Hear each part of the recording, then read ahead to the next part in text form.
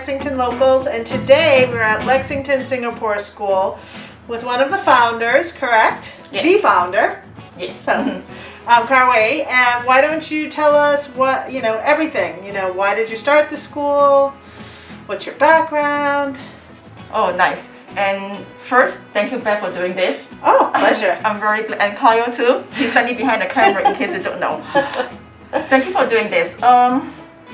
Well, for me, I used to be a math teacher in Singapore.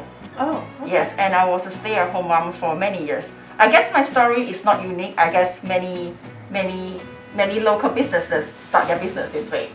So my neighbor got to know that I used to be a math teacher in Singapore, and she heard about Singapore math. So she asked if I could help her daughter, and it just started from there. Wow. Yeah. So I started in my kitchen, and after that I didn't want too many people eat out of my house. So I rented a place. I put up my schedule on the website so that people would stop asking me the same questions. And because of that, I think people could find me. Right. And then the students came in. Wow. So we are an after school Singapore math program, and we used to have preschool classes, but now we only have kindergarten classes, and we go all the way up to 11th grade right now. Oh. So we have classes on weekdays and Saturday and Sundays. And most of our teachers are full-time teachers in private schools and public schools. Okay. And they come over and help us, on the weekend. Okay. After school. So how many teachers do you have?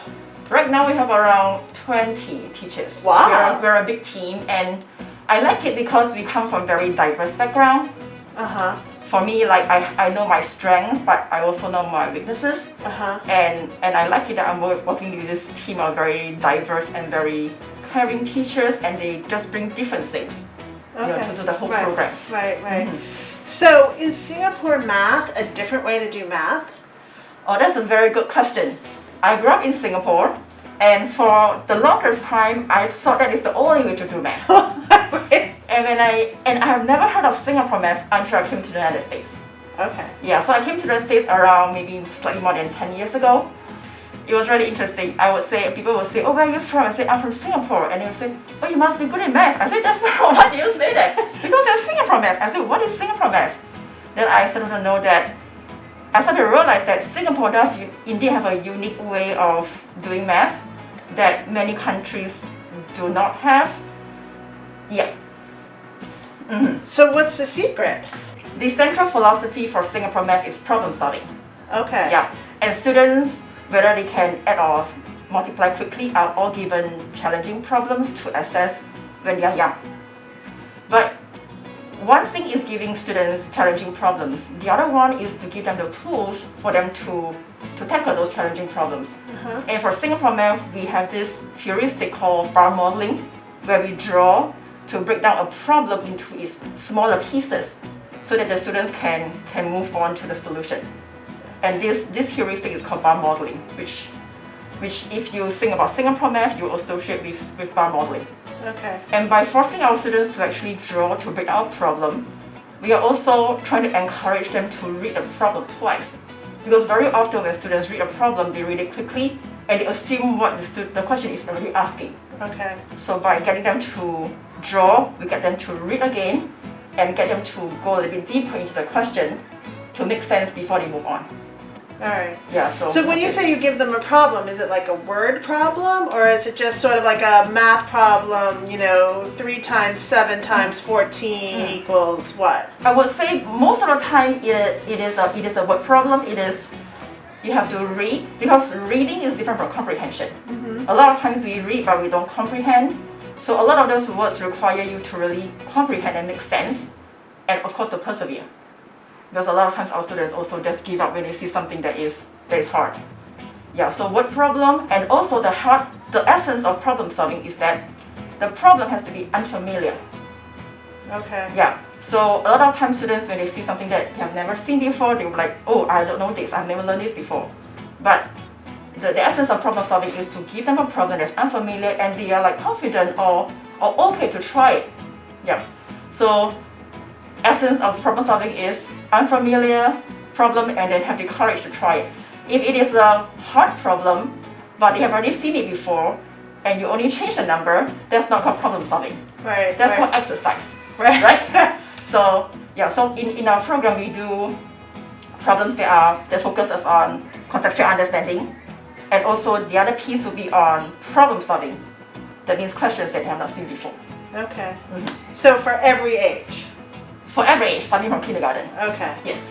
So if you were in second grade, and I don't know what you normally learn in second grade, but are you giving them word problems along ideas that a second grader here would know? Or are you giving them something like that a fourth grader might see, but with your breaking it down, it's easier for them to understand what potentially they could do to solve it?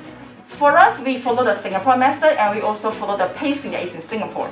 Okay. So the pacing in Singapore is slightly faster than local schools. Okay. So for example, our students, second graders might be doing, a little bit more about multiplication, when usually multiplication is, more in focus in third grade. So pacing is a bit faster. And then when it comes to the problems, I would say that sometimes in our second and third grade program, you would see problems that are usually meant for a middle school curriculum, but then our 8 and 9-year-olds are doing it. But our goal here is not to bring down the middle school curriculum to our young 8 and 9-year-olds. Our goal here is to use the same problems, but to change the mindset and to tackle it using what we call again bar modeling. Okay. To break down the problem into its pieces by drawing, and then solving into a problem that would otherwise require, for example, system of linear equation to solve. Okay. And so did you have to teach your teachers how to do Singapore math? Yes, that is also a very good question. Singapore math is not an easy curriculum to implement.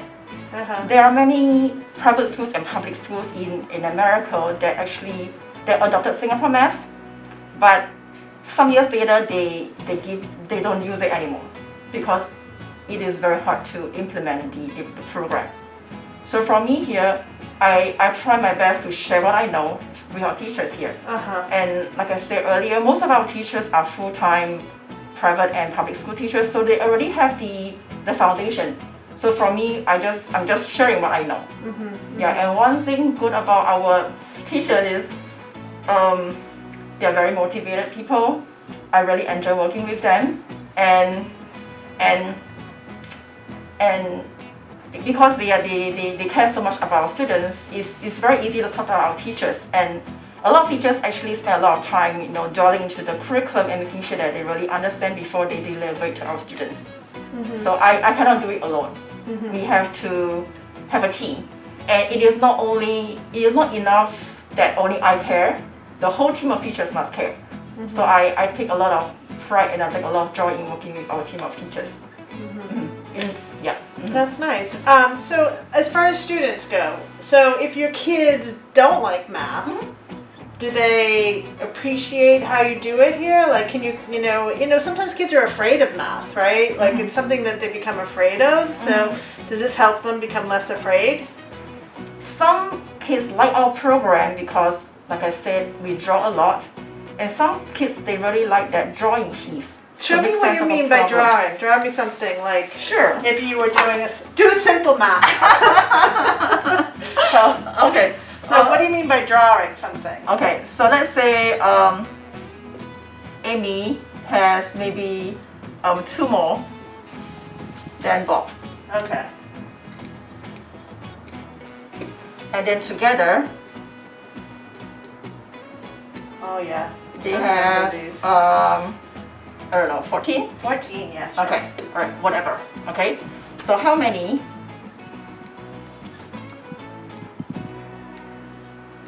would maybe Bob have, right? Yeah. So we have Amy, and then we have Bob. Right. So if they're the same number of whatever, so it will be this. But Amy has 2 more. So I'm gonna maybe use a different color. So Amy has 2 more. So this will be the 2. Okay. Yeah. And then together they have 14, right? Yeah. So Bob plus Amy has 14. Right. And Bob has this 1 unit. Yeah. And Amy has this 1 unit plus the 2. Okay. Yeah, so that will make 14. Yeah. Yeah. And a lot of students in Lexington, they have learned the number 1. Okay. So 1 number and 2 make 14. This is the missing item, is Right. 12. So Okay. these 2 numbers have to make 12. So if you just want 1 unit, or which is just 1 box, you just divide by 2, right? Which is 6. So this will be 6 and this will be 6. So Bob will have 6 and Amy will have 8. Okay. So we do this very often in our, maybe in our 2nd grade or 3rd grade classes. So this is the early algebraic thinking that we're trying to focus on. Right. So right now we are not using x X plus, and Y, right? we're not doing x plus x plus 2 Y, yeah, equals to 14. Yeah. But it is already x plus 2 equals to 14. Right. Because this unit here, which is the unknown, stands for x. So we're trying to build on this concrete, pictorial, abstract thinking Okay. to help a child who is only 8 years old by not introducing the abstract x. What I'm focusing on is the early algebraic thinking, which is actually more important than the simple x. Yeah. And interestingly, a lot of people, when they think about this method, think about Singapore math. Okay. But this method actually comes from Massachusetts. Really? Yeah, you want to hear the story? Yeah. Yeah. So, his name is Jerome Bruner. Okay. He was a professor at Harvard. So he wrote a book. I can't remember what it is. I think the book is called The Process of Math or The Process of Education. I gotta look it up. Okay. So in his book, he talks about the 3 stages that a child or young child would go through to make sense of a problem. Concrete, pictorial, abstract. So in Singapore, what we did in the early 80s is that we sent a team of educators to US to explore how US is doing math. And we stumbled upon his work, and the Singapore group of educators brought the idea from Jerome Bruno back to Singapore. Wow. And developed this thing, and after that Singapore called it bar modeling. Wow. Yeah, so Singapore math comes from Wow. Massachusetts. So you brought it back home to us. Yes. So full circle, huh? That's Yeah, so this is interesting. what we call bar modeling. All right. And I think in many schools in the local area, they call it a tape diagram. Okay. The Yeah. tape diagram, but it is the same thing. Okay. Yeah, so if you come across the word tape diagram, it is actually the same thing as bar modeling. Interesting. It's interesting, huh? Yeah. Yeah. Yeah. Very. So that's so cool. So I mean, when we came in, there were just kids running down the halls. yes. So you have how many? Like 4 classrooms, you said here. Yes, we have 4 classrooms here, and pre-COVID everything was in person, and we have been remote for the past 1.5 years. And this year is the first time that we offer both remote and in-person options. Yeah, so it's the first time. And in the past, our students have been majority from Lexington and some from the neighboring towns like Winchester, Belmont. And right now, because of our remote option, we have students from different states across the US. Wow. And we also have students from Europe. Wow. Yeah. Wow. So I Yeah. guess there's not a whole lot of Singapore math programs in the U.S. Maybe. I'm not sure. Okay. You're just a really good one. No. Yes, you are. You are too. No. So, yeah. Yeah. Great. Thank Well, you. that's awesome. So, Yes. wow, that's so interesting. Oh, thank you so much. Thank Yeah. you. I hope you. I wish I had enjoyed learned it. math like that. I hope you enjoyed the drawing. I did. It's a nice way to teach algebra, Oh, thank you. ultimately. So, yeah. Thank you. Well, so thank much. you so much. So how do people find you? You have a website. We have a website, so it's really easy. It's Lexington Singapore School. Okay. It's the whole thing. Or if you just Google Lexington Singapore, it should come up. Okay. Great. And we are just behind the Carey Library. Right. Nice and easy. So nice and easy to get Yes. to. Great. Well, All thank right. you so much for Thank you your so time. much again. Yeah. Thank you. The answer is 14. Oh, no. I want the answer I'm is 7 14. years old. How old is Bob? Answer? How old is Bob? You know Vivian? 9. How do you know that? Because 7 plus 2 equals What's the sum of their ages? What's the sum of their ages? 9. You know? Oliver, what is it? 11. What does it say? Let's read the problem. What's the sum of their ages? 7 plus 9 The sum of their ages is 16. Yeah, 7 and 9. You're right. Good job. What does sum mean? It means like, You just told me. What is sum? it means the answer. To what kind of problem? Plus. You're right. You're right. Good job. Price of a computer. If the computer costs $545 and the price of that baseball glove is what? How did you start? Come to me. I would start in order. Okay, what order? So I would, as they said, so and then subtract 50. I would subtract 50 from 545. So when you say you're going in order, are you going in backwards order or forwards order? Okay, so the computer costs $545. I don't know. Okay, so we can figure this out together. Is it everybody follow?